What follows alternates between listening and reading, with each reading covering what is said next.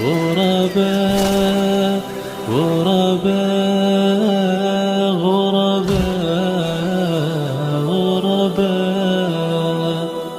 وہ باتیں جن سے انسان جنت میں جا سکتا ہے. پہلی بات ابو امامہ رضی اللہ تعالی عنہ سے مروی ہے، آپ صلی اللہ علیہ وآلہ وسلم نے فرمایا: من قرأ آیت الکرسی دبر كل صلاة لم يمنعه من دخول الجنة الا ان يموت. فرض نماز پڑھی ہے، اس کے بعد آیت الکرسی پڑھ لی ہے.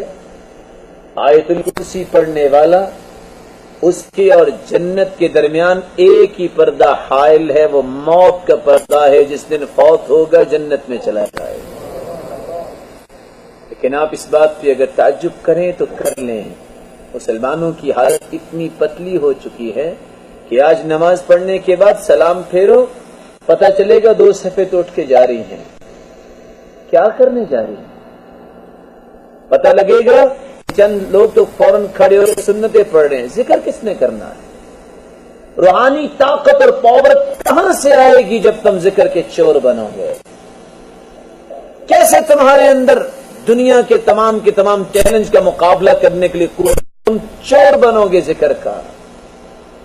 اور اللہ کے رسول صلی اللہ علیہ وسلم نے کتنی پیاری بات کہی: والملائکۃ یصلون علی احدکم ما دام في مجلسه الذي صلى فيه تقول الملائكة اللهم اغفر له اللهم ارحمه اللهم تب عليه.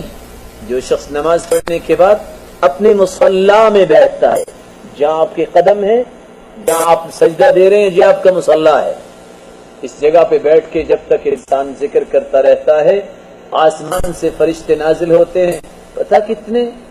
صحیح بخاری کی روایت کو ساتھ ملایا جائے: حتی یملأ ما بین السماء والارض، زمین و آسمان کا خلا فرشتوں سے بھر جاتا ہے.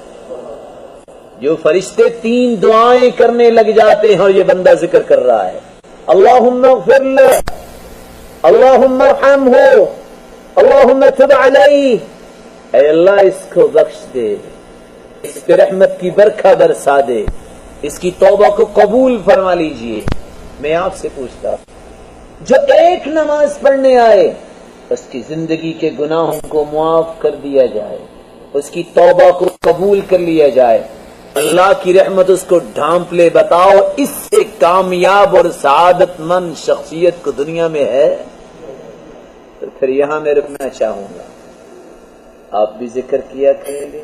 میں پوچھ سکتا ہوں کہ آج عشاء کی نماز کے بعد پورا ذکر کس نے کیا ہے؟ لیکن میں ہاتھ نہیں کھڑا کرواؤں گا کیونکہ آپ کی عزت میری عزت ہے. لیکن عہد ضرور لینا چاہوں گا کہ آئندہ سے کیا کریں گے. کون کون ساتھی انشاءاللہ وعدہ کرتے ہیں کہ جب تک ذکر نہیں کریں گے کوئی اور بات نہیں کریں گے. اللہ آپ کو برکتوں سے نوازے.